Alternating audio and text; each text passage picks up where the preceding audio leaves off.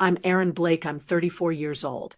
And for most of my life, I believed that being needed meant being loved. It took me walking away from everything to realize how wrong I was. It started on a quiet Sunday night. I was sitting alone in my apartment, scrolling through my calendar, and something didn't feel right. Every single day was full reminders, appointments, errands, but not one of them had my name on it. Everything was for someone else. My mom's doctor visits, my brother Jake's problems, my sister Melissa's kids' birthdays, holidays, plans. I organized everything. I stared at the screen for a long time and asked myself one question: when was the last time someone showed up for me? I couldn't remember. That question stayed in my head because deep down, I already knew the answer. I just didn't want to accept it. Growing up, I didn't have a normal childhood. When I was 15, my dad died suddenly, and everything changed. Overnight, my mom stopped functioning. She stayed in her room most days. My brother was too young to understand. My sister cried every night, and without anyone saying it out loud, I became the one who had to hold everything together. I learned how to cook, how to pay bills, how to take care of everyone else before I even understood how to take care of myself. And every time I did something right, nobody said thank you. They just said, good, that's what you're supposed to do. And when something went wrong, it was always my fault. So I learned to be perfect, to be reliable, to be available all the time. I thought if I kept showing up, eventually they would see me, eventually they would appreciate me.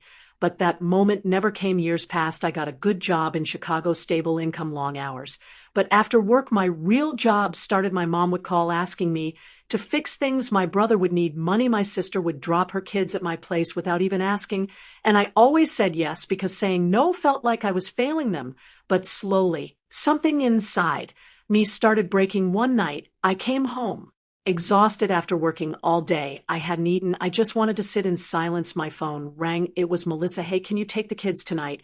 I have plans. I said, I just got home. She replied, so you're not doing anything important? That sentence hit me harder than anything else. I looked around my apartment at the life I barely lived, at the silence that only existed because I gave everything away.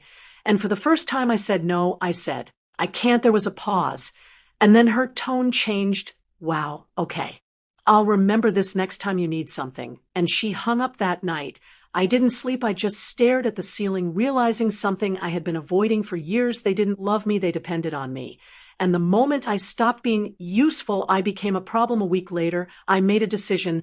I accepted a job offer in Seattle. I didn't tell anyone, not out of anger, but because I wanted to know the truth. If I disappeared, would anyone notice? I packed my things, loaded my car, and left. I kept my phone number the same. If they wanted to reach me, they could. Days turned into weeks, weeks turned into months, and my phone stayed silent. No calls, no messages, no one asking if I was okay. At first it hurt, then it became peaceful. For the first time, my time belonged to me. I started cooking for myself, going for walks, meeting new people. I slowly started feeling like a person again. Months passed.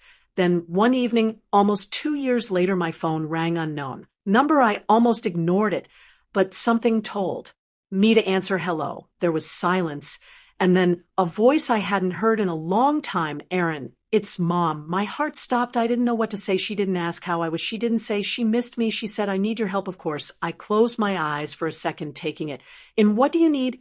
I asked. She explained there were financial problems, legal issues, and she needed my signature on some documents because my name was still tied to something from years ago. I stayed quiet for a moment. 2 years ago, I disappeared, and nobody noticed. Now suddenly I mattered because they needed something. Why should I help? I asked. There was silence.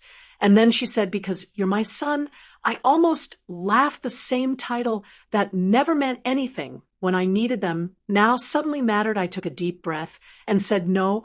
There was a pause. What do you mean, no? I mean, I'm not doing this anymore. You don't get to ignore me for 2 years and then come back when you need something. My voice was calm, but inside I was shaking. I spent my whole life being there for all of you, and not once did anyone ask if I was okay. Not once did anyone show up for me.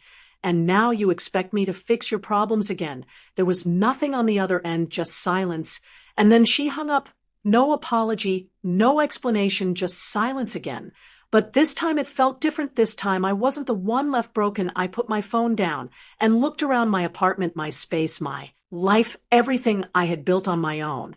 And for the first time I felt Something I had never felt before peace, not because I had money or success, but because I finally chose myself. I didn't leave my family to hurt them. I left because I needed to know if I existed beyond what I could do for others. And now I had my answer. And that answer set me free.